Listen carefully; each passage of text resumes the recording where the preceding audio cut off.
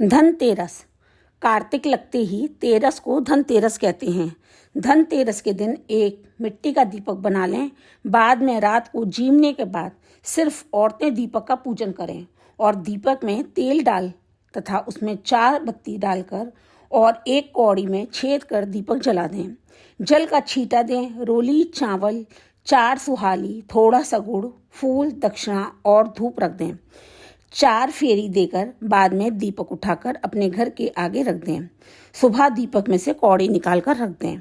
यदि धनतेरस के दिन आपके घर में पुराना बर्तन हो तो उसको देकर नया बर्तन ले आएं। हो सके तो चांदी का बर्तन भी मंगवाना चाहिए। धनतेरस की कथा। एक दिन भगवान विष्णु लोक में विचरण करने के लिए लक्ष्मी सहित भूमंडल पर आए।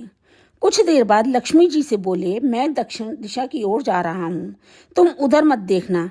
यह कहकर ज्यों ही भगवान ने राह पकड़ी त्यों ही लक्ष्मी पीछे पीछे चल पड़ी। कुछ ही दूर पर सरसों का खेत दिखाई दिया। उसके बाद ऊख तोड़कर चूसने लगी। तक्षण भगवान लौट आए और ये देखकर लक्ष्मी पर क्रोधित होकर शाप दिया, जिस किसान का ये खेत है 12 वर्ष तक उसकी सेवा करो। ऐसा कहकर भगवान क्षीर सागर चले गए और लक्ष्मी ने किसान के यहाँ जाकर उसे धन धान्य से पूर्ण कर दिया।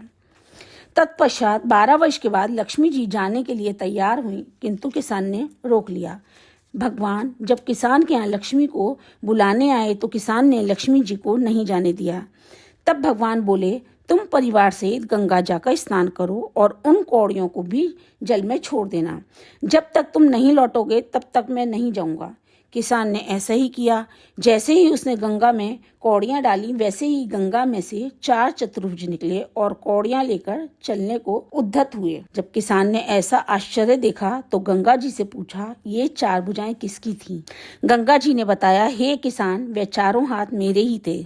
तूने जो कौड़ियां मुझे भेंट की हैं वे किसकी दी हुई हैं? किसान बोला, मेरे घर में 2 सज्जन आए हैं, उन्होंने ही दी हैं।